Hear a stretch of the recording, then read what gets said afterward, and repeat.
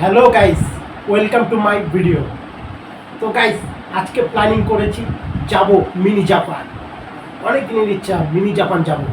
তো mini Japan কীভাবে যেতে হয় আর কোথায় মিনি জাপানটা আছে টোটালটা জানার জন্য আমার ভিডিওর সাথে থাকো, আর সাথে ফলো করো আর সাবস্ক্রাইবার করতে যেন না ভুলো। नहीं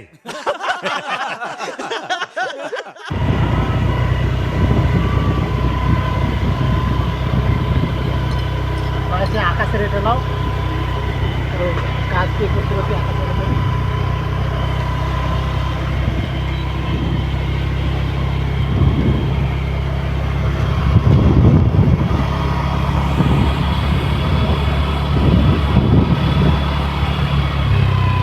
তো গাইস, এই 20 টাকার টিকিট দিয়ে এখানে বাইক জমা করেছি।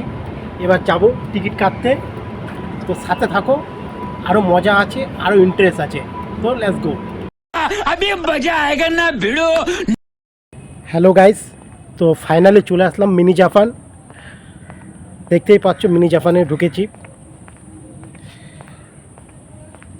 এখানে একটা বৌদ্ধর মূর্তি আছে আর দেখতে অসাধারণ লাগছে।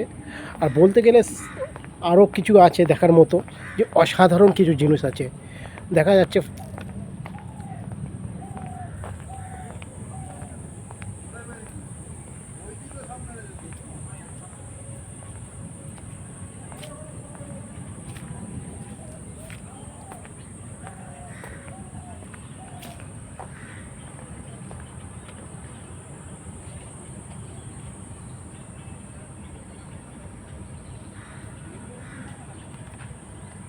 शाबाश बेटा बहुत बढ़िया।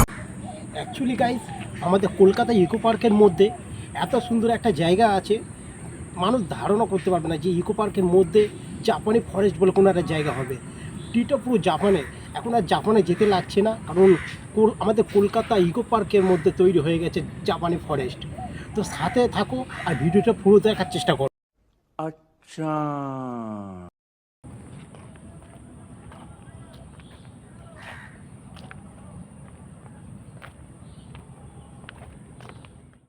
তো দেখতে পাচ্ছ গাইস, জাপানি ফরেস্টটা কত সুন্দর লাগছে।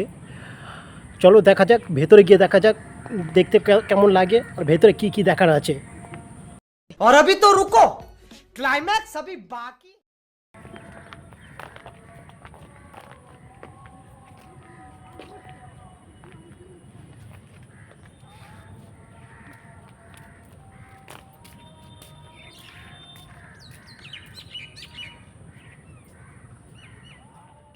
তো গাইস, ফাইনালি জাপানি ফরেস্ট দেখতে পাচ্ছ কত সুন্দর লাগছে। আর আজকেই তো আমি তোমাদের দেখাবো ভেতরে কি কি আছে। আর আশা করি ভেতরে অনেক ইন্টারেস্টিং জিনিস আছে, আর যেটা দেখলে তোমাদের খুব ভালো লাগবে আর অনেক আনন্দ পাবে।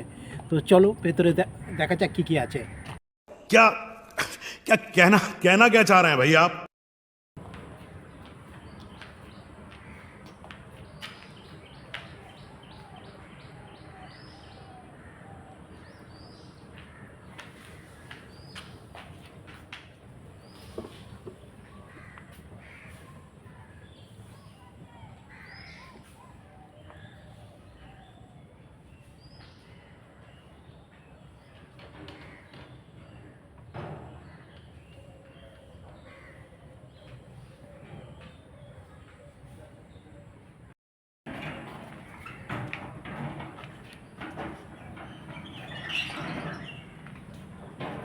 খুব সুন্দর লাগছে, খুব সুন্দর, অসাধারণ।